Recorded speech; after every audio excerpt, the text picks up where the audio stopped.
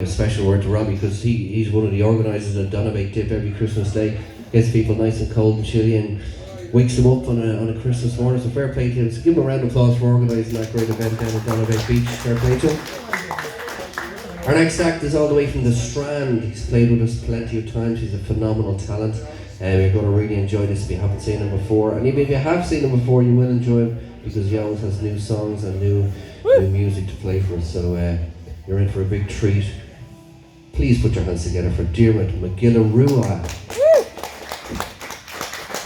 Thank you very much, Kale. Great supporter of the arts in Donabate. My name's Diarmuid McGillarua. I had a really interesting 2019 musically, so I had lots of stuff going on. I composed a good bit of new music.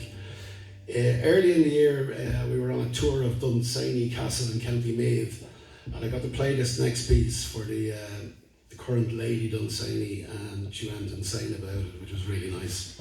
It's called When I Was 17.